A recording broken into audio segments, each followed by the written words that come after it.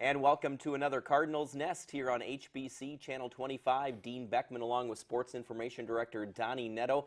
Donny, we need to thank John Hines, producer here for the Cardinals Nest, and also your intern Alex Conover for that nice new introduction to the Cardinals Nest. Yeah, Alex did a great job, and John cleaned it up a little bit, and it nice to have some new action photos and some video going on there. It was very nice. Yeah, video footage, so that's great. You get to see St. Mary's Athletics, which of course is what this show is about. We'll also tell you about some other events going on at the St. Mary's University Winona campus.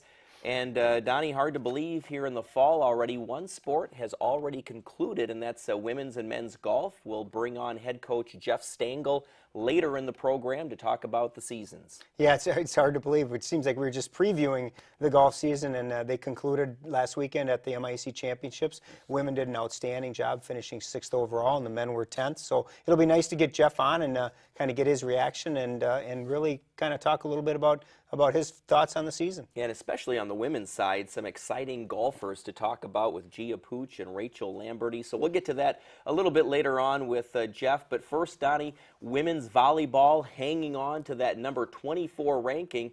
And maybe hard to believe they haven't risen a little bit in the rankings as they go down to a big border battle tournament in Iowa.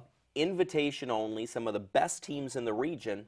All they do for the second year in a row is go 4-0, yet they stick at that number 24 ranking. Yeah, it's kind of interesting when you look at the AVCA poll. This is the 6th poll that they've had out, including the preseason poll, and still St. Mary's is 24th. We haven't moved up. We haven't moved down. We've been 24th since day one. So I guess in a way it's good because we're getting national recognition, but you would have think that maybe a loss when it might have dropped us a rung or two, but we've won 6 matches in a row and still at 24 is a little bit surprising.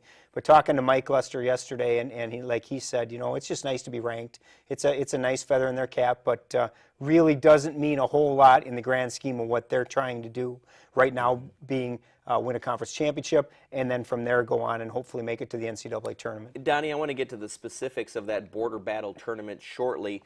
But first, last Wednesday, they took on Hamlin at the St. Mary's Gym, and really kind of a different match. Hamlin is sort of in the lower tier of the conference, and so Mike Lester felt comfortable mixing up his lineup a little bit, even to the point of losing one of the sets. They ended up winning fairly easily, 3-1 overall.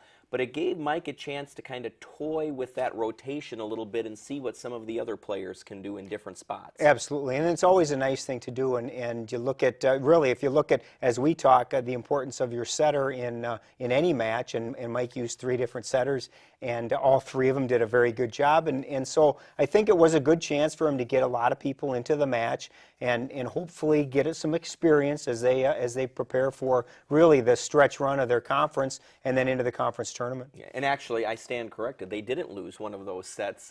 They came close to losing, and it looked like they were going to lose, but then some of those players who don't play regularly fought back and ended up winning kind of a thrilling 3rd set there. Absolutely, and it got them prepared for the border battle. And like you said, you're talking about some of the top teams in the Iowa Conference against some of the top teams in the MIAC, and for them to come away with a 4-0 weekend is outstanding. And then when you add to that they did the same thing last year, so in their last 2 border battles they're 8-0 against Iowa schools. That's pretty impressive and something that they should be very proud of. Once again, Brittany Cherwinka is the conference setter of the week as she had an outstanding performance at that border battle tournament. Yeah, 154 assists in the 4 matches. She also had 12 kills, and what's impressive about the 12 kills, especially for a setter to have 12 kills, but she had 8 of those in one match against Central Iowa. And so for a setter to have 8 kills is really impressive. As Mike says, it shows that she was being aggressive, that she wasn't just concentrating on just setting the ball, but actually running their offense. And so it was a great weekend for her, and really a great honor for her to be named to the MIAC Setter of the Week. She was also named to the Border Battle All-Tournament team, so it was a very good weekend for her. Yeah, we've talked so much about sort of the middle and outside hitters for the Cardinals. I'll tell you, when I was at that game last Wednesday night against Hamlin, when Jessica Mate is on, when she's on top of her game, get out of the way because there's just no stopping her spikes. Yeah, between her and Sarah Gardner and Amy Kuyak, the three of those up front, you know, when you're right, when they're on, they are on, and you, if you're an opponent, you're probably ducking out of the way no because way I'm getting up there. That ball comes at you, and it's just, you know, they can really bring it, and really they need that. That's what they're going to need. Obviously, it's nice that they don't have just one. You know, if Sarah is not quite on, you've got Jess there, and you've got Amy there, and you've got Emily Wellhaven there, and you've got Carissa Hahn there, and so there's a lot of different ingredients that Mike can work into his recipe for success. And right now, everything seems to be working. They've won 6 matches in a row. They've won pretty handily in all of those. They did have a real battle on their hands against Loris when they won 3-2 last Friday, and then Central Iowa they beat 3-2. But in all of those matches, they're playing very well, and they're doing the things that they need to do. And as Mike will say, as long as they're doing what they need to do, staying within their system, then they're going to be very successful. So 14-3 overall. They have a couple of non-conference games coming up here during the middle of this week, and then they'll get back to conference play right after that. Huge conference weekend for them this weekend. They travel to St. Joseph, Minnesota to take on St. Benedict on Friday night, and then they head over to Moorhead, Minnesota to take on Concordia on Saturday. So it's a very big weekend. St. Benedict is traditionally a very solid team. They were one of those teams that was receiving votes for the AVCA poll, and then Concordia right now ranked number 20th in the nation, so it's a big showdown between two nationally ranked teams on Saturday on the road, which is always difficult, especially coming from St. Joseph on Friday night, traveling the rest of the way up to Moorhead, and having to play the Cobbers on their home court. So it's going to be a big weekend for them, and hopefully when we get together next week to talk Cardinal sports, we're talking about really about 4 more wins, but really 2 big conference matches and hopefully 2 big conference wins. All right, speaking of Concordia Moorhead, they traveled down to Winona for a soccer doubleheader on Saturday with the men and women. And in the women's contest, Donny, Concordia comes in undefeated on the season, number 1 in the conference.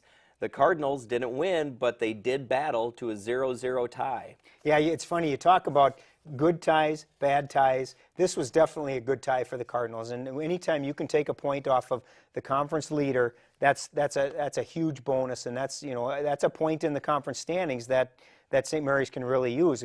This time of the year, it's been a long time since we've been able to talk about the Cardinals and possibly a postseason berth in terms of the conference tournament. Right now, they're right in the mix for that 4, 5, 6 spot. You know, hopefully get to that 4th spot where they'd qualify for the conference tournament. And getting a point like that off a team like Concordia can do 2 things. One, it gives you that point in the standings, but also it's a huge boost to your confidence. Yeah, and Cassie Hewlett, the goaltender, a junior for the Cardinals, of course, replacing Mariana Sanchez. Some thought it to be an impossible task. Well, all she is the goaltender of the week in the MIAC. Absolutely. When she gets Player of the Week honors, and rightfully so, she certainly deserves them. She had 4 saves in shutting out Gustavus last Wednesday in a double overtime St. Mary's win, and then had 10 saves against Concordia on Saturday. So 14 saves in a week to give them 2 big conference wins against Gustavus and Concordia. That's a huge week for Cassie and a well-deserved Player of the Week honor. Yeah. So now McAllister coming up on Saturday, and given where they're at in the conference standings, kind of a critical game. Absolutely. We talk,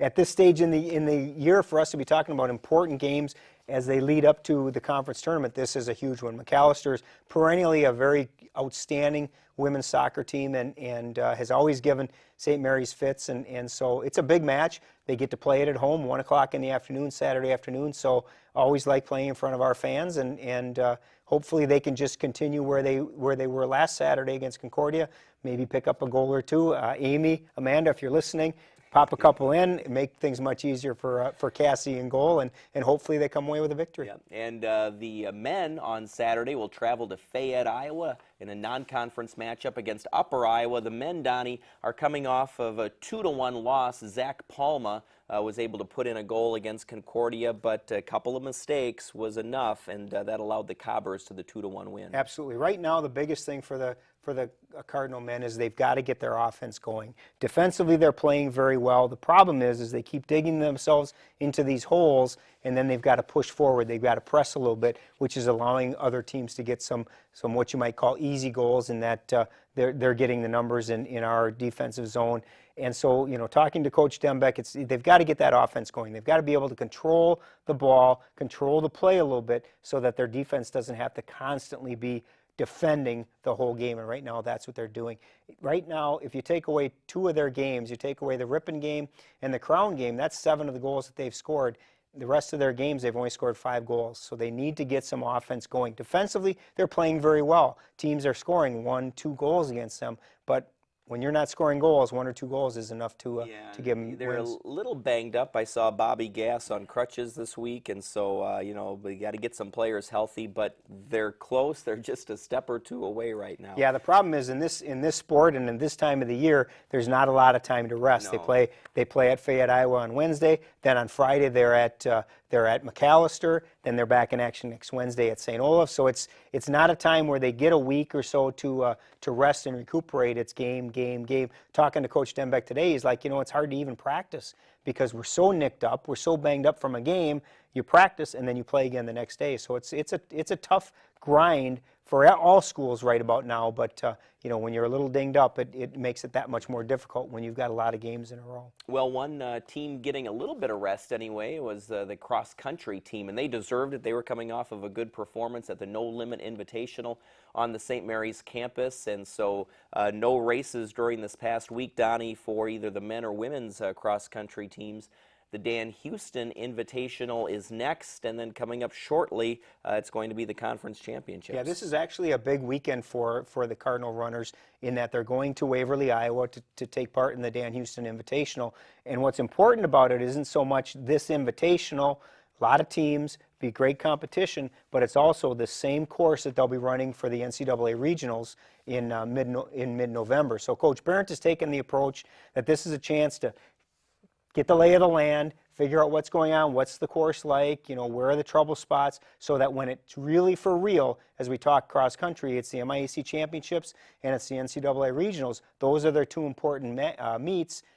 It's going to be on this course, so this is a good chance for them to kind of get a head start on the rest of the conference schools, in that we'll get to run that course before the regional. So it's a big weekend. Whether or not they win, where they finish in terms of the place setting doesn't really matter to Coach Barrett this weekend. It's just get used to this course and get a feel for it, because down the road it's going to be very important for them. And then the following weekend, they will be in La Crosse for another invitational, and then that's the one that will set them up for the conference championships 2 weeks from next week, so Absolutely. 3 weeks from today. Absolutely. Coach Barron has a strategy in terms of his scheduling, and I talked to him about that, having that week off after the No Limit. The guys and the ladies probably wanted to get right back into it, having done so well at that invitational, but it's important to get that training in and also to be able to rest and recuperate and recover before they compete again. So they'll go to the Dan Houston, then they'll go to La Crosse for an invitational, and then it's 2 huge meets in the conference championships, and then the regional after that.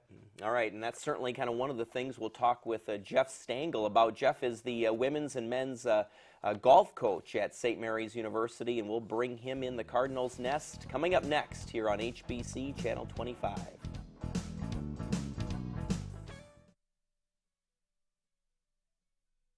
Sometimes life isn't about doing the popular thing or even the cost-effective thing. Many times it's simply about doing the right thing. When HBC did not receive the grant needed to construct a network in Minneska, we were disappointed. But we immediately went to the drawing board, and we are going to be delivering what we promised. Sometimes it's all about making the right decision. So welcome, Minneska. This is our Saturday. Our pride. Our history. This is our axe. No, this is our axe. This is our true color. This is our halftime. This is our tradition. Our nation. This is our time. Our big house. This is Minnesota football.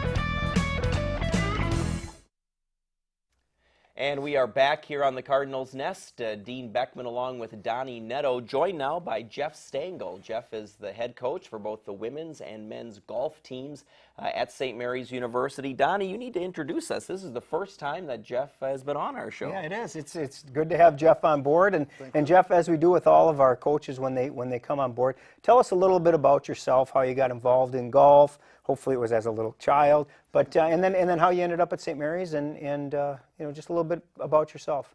Well, we've got about 50 years worth of information here to go through. I did start golf at a late age compared to nowadays. I didn't start till I was about 16, and it was because my parents started, and I was just curious. Went along with them one day, and was begging for clubs right after that, and I just started playing and learning everything I could about the game through talking to people, reading, and a few lessons here and there, and was always involved in golf throughout my life. I had to slow down a bit when I had kids, when they were young, when they weren't old enough to go on the course before I could take them and teach them.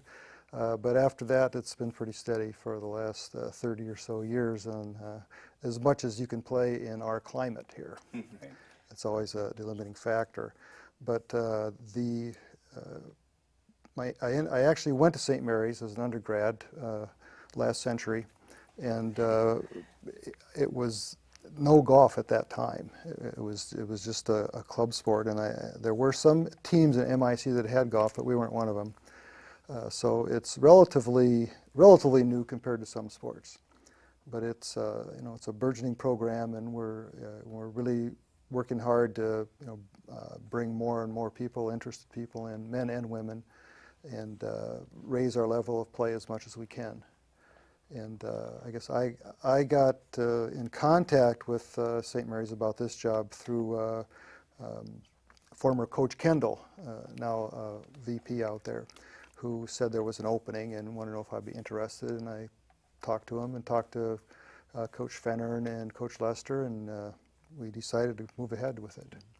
Now, Jeff, you said you started when you were 16 years old. Did you feel that it's a natural sport for you? I mean, for most sports, that's relatively late to get started, but golf is certainly one that you can pick up. But do you feel it was kind of natural for you at that point?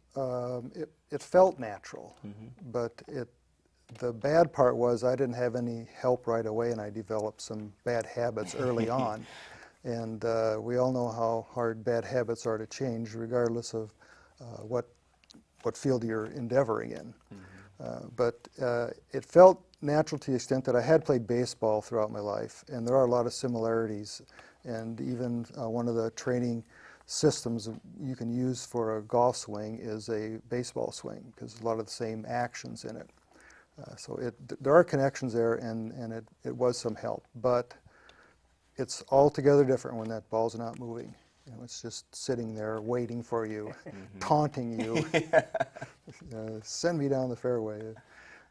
So it is golf is the most complex game I've ever played, and I've talked to a lot of people over the years who feel the same way about it. Even other professional athletes that come to golf say, "Wow, this is something."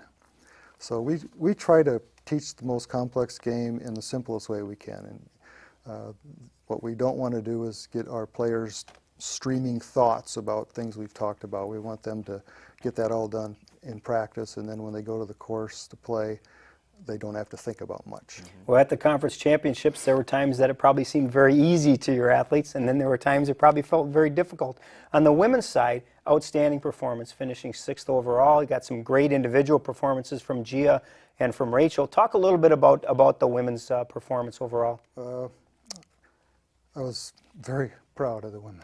They did such a great job. They put in the time on the range. They worked hard, and I worked with them on shots. I knew they'd need up there, some flop shots and some run-up shots, and they really came through. And they were just champions. I mean, they got to 6th place, and I think that's as high as our women have ever gotten. And that's, you're talking about the plateaus, and they moved up from the lower plateau to the middle plateau, and we had 4 juniors and a sophomore So it's, it's looking good for next year as well. All season long we've talked about the performances of Gia Pooch and Rachel Lamberty. They've been your number 1 and number 2 players. Gia had a great round of 82. Rachel was all conference, finishing 9th overall. But to me, what really stuck out to me was the play of Jenna Mrazinski, a player you've had now for 2 years who hadn't broke 100 in a competitive round. She shoots 97 the first day and 91 the second day. I mean, that's just outstanding. Yeah, she, personal best, day after the next. And in, our competition, in golf it's a little different from the other sports because all the tournaments leading up to MIAC have no bearing on your conference standing. It all comes down to what you do at MIAC. Everything else is a warm-up, and we try to gear it that way.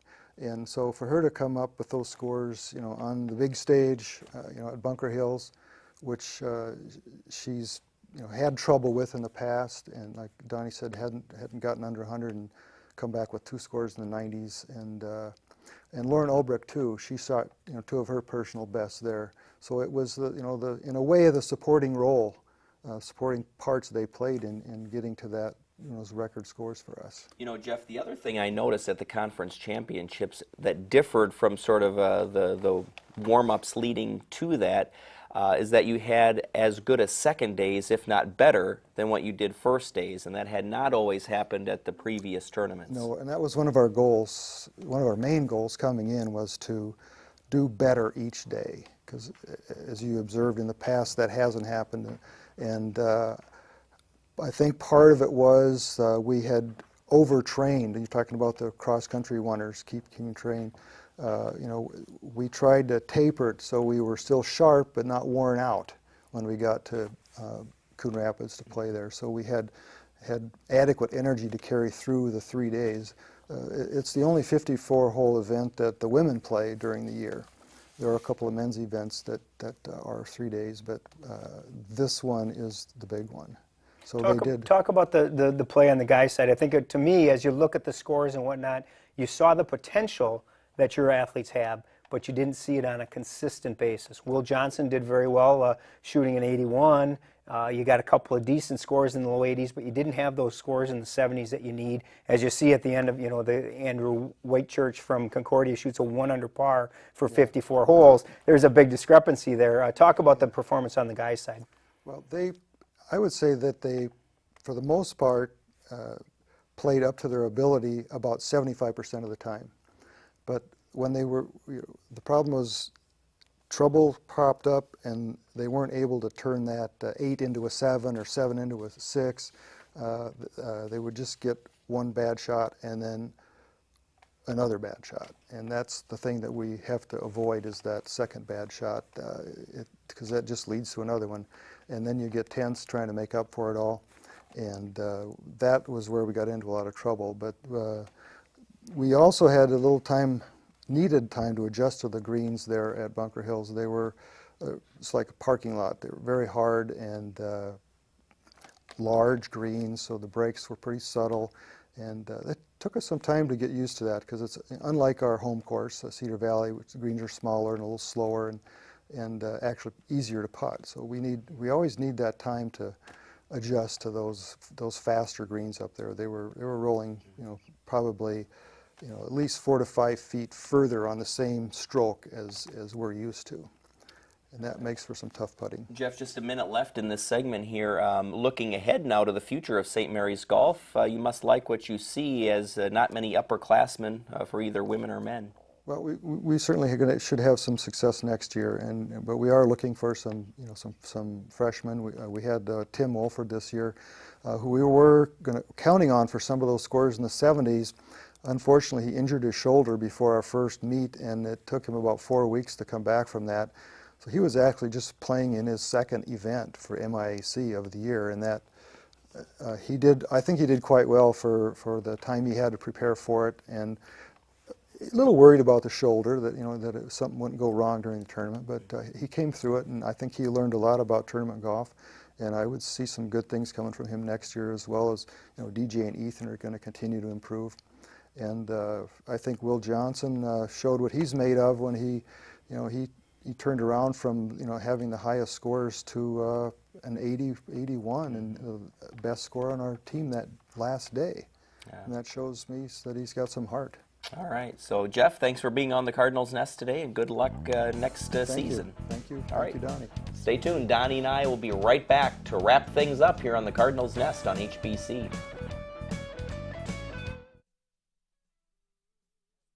Hey, I'm Buddha, inviting you to join me for a brand new show here on HBC TV 25 called Real Attractions. We'll show you trailers from the latest movies to hit theaters and also what's being released on DVD that week. Plus, you have a chance to win free movies by registering at my.hbci.com/real-attractions. But you gotta watch to win. So check out Real Attractions here on HBC TV 25, hosted by yours truly, which is why we didn't call it Real Attractive.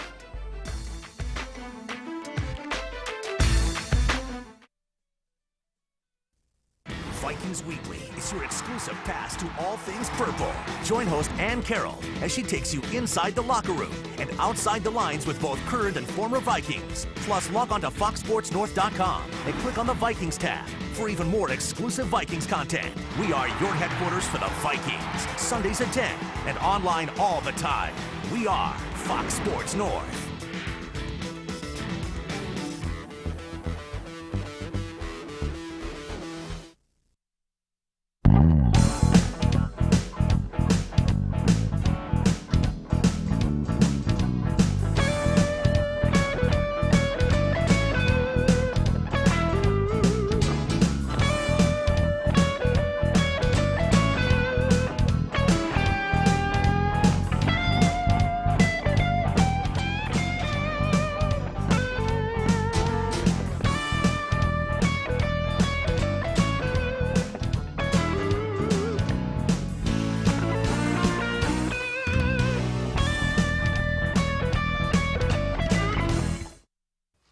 And we'll close things out by telling you about some of the non-sporting events going on the St. Mary's University campus. And a lot of you know John Paulson. He's kind of an icon, a legend here in the Winona area as far as jazz. Well, not more so than me. John, of course, an accomplished jazz musician. And under his direction, the St. Mary's Jazz Ensemble put out its first CD called Staycation. And the project has been a joint effort by both the students and the faculty at St. Mary's University. Participants included members of the St. Mary's Jazz Ensemble and also students majoring in music technology. And so it's a great CD, and it's available at the St. Mary's bookstore. They even have their own website, and you see it on the screen there, smumn.edu/staycation. And hopefully, we'll see if we can't get John or some of the students on the show next week. We'll aim for that as our interview guest. Also, the Page series is presenting the Kevin Locke Native Dance Ensemble. That'll be on Tuesday, October 12th. The performance begins at 6:30 p.m. in Page Theater. Tickets are sold out, but some will be made available or may be made available 1 hour before the performance. And finally, 2 Midwestern artists are displaying work at St. Mary's October 8th through November 14th. Pottery by Schwartz and Drawings by Whalen. The show is free, open to the public, and again, that's October 8th through November 14th. That's going to do it for the Cardinals Nest. For Donny Nadeau, I'm Dean Beckman. Thanks for watching here on HBC.